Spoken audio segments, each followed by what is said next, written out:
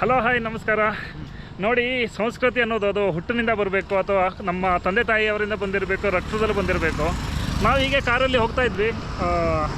ಹೀಗೆ ಹೋಗ್ತಾ ಇರುವಾಗ ಸೈಕಲಲ್ಲಿ ಒಬ್ಬರು ಯಜಮಾನರು ಬರ್ತಾಯಿದ್ರು. ಅವ್ರನ್ನ ಮಾತನಾಡಿಸಿದಾಗ, ಸರ್ ನಮಸ್ತೆ, ಏನು ತೆಗೆದುಕೊಂಡು ಹೋಗ್ತಾ ಇದ್ದೀರಾ ಸೈಕಲಲ್ಲಿ ಅಂತ ಕೇಳಿದಾಗ ಏನೋ ಹೇಳಿದ್ರು. ಆಮೇಲೆ ಊಟ ಆಯ್ತಾ ನಿಮ್ಮದು ಅಂತ ಒಂದು ಮಾತು ಕೇಳಿದ್ರು.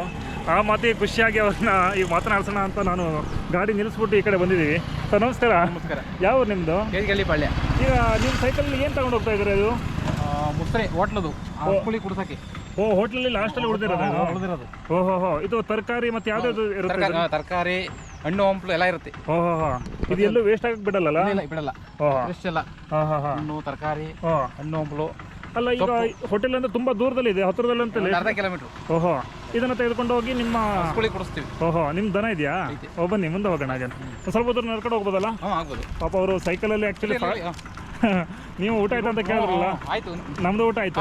ಓಕೆ, ಯಾವ ಊರು ನಿಮ್ದು ಎಕ್ಸಾಕ್ಟ್ ಆಗಿ? ಮುಂದೆ ಇಲ್ಲೇ ಕಾಣುತ್ತಲ್ಲ, ಇದೆ ಕೇದಿಗಳ್ಳಿಪಾಳ್ಯ. ಕೇದಿಗಳ್ಳಿಪಾಳ್ಯ ಅಂತಾರ? ನಿಮ್ಮ ಹೆಸರು?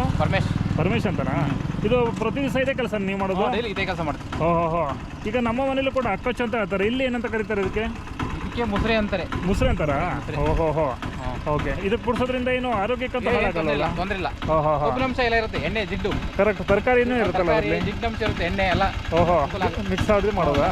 ಓಹೋ, ಈಗ ಮೊದಲಂಗೆ ಈಗ ಹಸು ಮತ್ತೆ ಈಗ ಹೈನುಗಾರಿಕೆ ಅನ್ನೋದು ಅಷ್ಟೊಂದು ಲಾಭದಾಯಕ ಅಲ್ವಲ್ಲ? ಕಷ್ಟ ಅಲ್ವಾ ಈಗ? ಕಷ್ಟ ಇದೆ ಅಂದ್ರೆ ಮಳೆಗಾಲ ಇಲ್ವಲ್ರ ಈಗ, ಮೇವಿನ ಕಷ್ಟ. ಅದಕ್ಕೆ ಈ ತರ ಮುಸ್ರೆ ಅಡ್ಜಸ್ಟ್ ಮಾಡೋದು. ಕುಡಿಸೋದು, ಬೂಸ ಮಿಕ್ಸ್ ಮಾಡಿ ಕುಡಿಸೋದು, ಹುಲ್ಲು ಕಮ್ಮಿ ಹಾಕೋದು. ಹುಲ್ಲು ಕಂಟ್ರೋಲ್ ಆಗುತ್ತೆ. ನಾವು ತಿಂಡಿ ಊಟ ಮಾಡ್ದಂಗೆ ಕುಡಿಸಿದ್ರೆ ಜಾಸ್ತಿ ಉಪಯೋಗ. ಊಟಕ್ಕಿಂತ ಮೊದಲೇ ನೀರು ಕುಡಿದ್ರೆ ಊಟ ಕಡಿಮೆ ಹೋಗುತ್ತಲ್ಲ. ಸೂಪರ್. ಈ ವರ್ಷ ಎಲ್ಲ ಹೇಗಿದೆ ಈಗ ಇದು ಹುಲ್ಲಿನ ರೇಟ್ ಅಲ್ಲ? ಒಂದು ಪೆಂಟಿಗೆ 500 ರೂಪಾಯಿ. ಹೌದಾ? ಒಂದು ಪೆಂಟಿ ಎಷ್ಟು ದಿವಸ ಬರುತ್ತೆ? ಒಂದು ಹಸು ಒಂದು ಹಸುಗೆ 2 ದಿವಸ ಬರುತ್ತೆ ಅಷ್ಟೇನೆ. ಮಳೆ ಇಲ್ಲ. ಹೌದು, ಈ ವರ್ಷ ಇನ್ನೊಂದು 2 ತಿಂಗಳ ಹೇಗೆ ಮಳೆ ಇಲ್ಲ ಅಂದ್ರೆ ಸಮಸ್ಯೆ ಆಗ್ಬೋದಾ?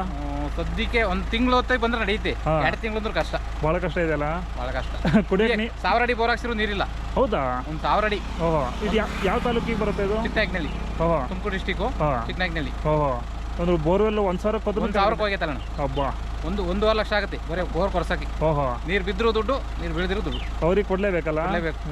3 ರಿಂದ 4 ಲಕ್ಷ ರೂಪಾಯಿ ಒಂದು ಬೋರು ತಗ್ಸೋದು. ಓಹೋ, ಬಂದ್ರೆ ಖುಷಿ, ಹೋಯ್ತು ಅಂದ್ರೆ 4 ಲಕ್ಷ. ಪಕ್ಕದಲ್ಲಿ ಯಾರೋ 100 ಅಡಿ 50 ಅಡಿ ದೂರದಲ್ಲಿ ಹಾಕ್ಸಿದ್ರೆ ಅದು ಹೋಗುತ್ತೆ, ಅಲ್ಲೇ ಹೋಗ್ಬಿಡುತ್ತೆ ನೀರು. ಈ ಕಡೆ ಇರೋದಿಲ್ಲ. ಮಳೆಗಾಲ ಇಲ್ಲದಕ್ಕೆ ಏನ್ ಮಾಡ್ತೀರಾ? ಹಬ್ಬ, ಎಲ್ರಿಗೂ ಇದೇ ಸಮಸ್ಯೆ ಆಗ್ಬಿಟ್ಟಿದೆ.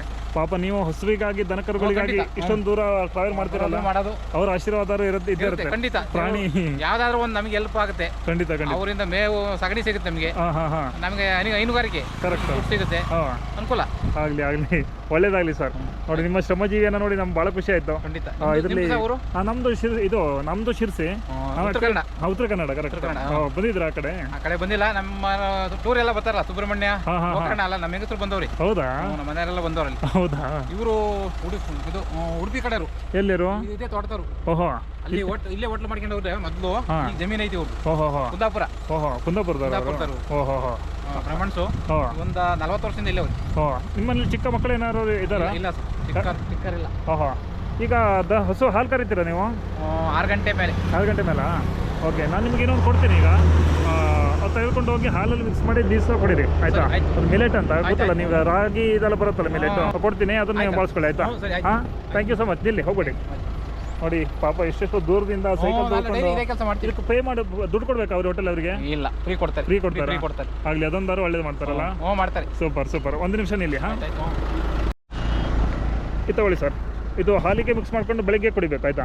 ದೊಡ್ಡವರಿಗೂ ಬರುತ್ತೆ, ಮಕ್ಕಳಿಗಾದ್ರೂ ಬರುತ್ತೆ. ಹಾಂ, ಅದು ಸ್ವಲ್ಪ ಬೇಕಾದ್ರೆ ಸ್ವೀಟ್ ಹಾಕೊಳ್ಳಿ, ಸಪ್ಪೆ ಆಗುತ್ತೆ ಹಾಲಿಗೆ. 1 ಸ್ಪೂನ್ ಹಾಕೊಂಡ್ರೆ ಆಯ್ತು, ಅಂದರೆ ದೇಹದಲ್ಲಿ ಶಕ್ತಿ ಬರುತ್ತಂತೆ, ಆಯ್ತಾ? ಓಕೆ. ಹಾಂ, ಓಕೆ, ನಮಗೆ ಖುಷಿ ಆಯ್ತು. ನಿಮ್ಗೆ ಆಯ್ತು, ಹೋಗಿ ಬನ್ನಿ.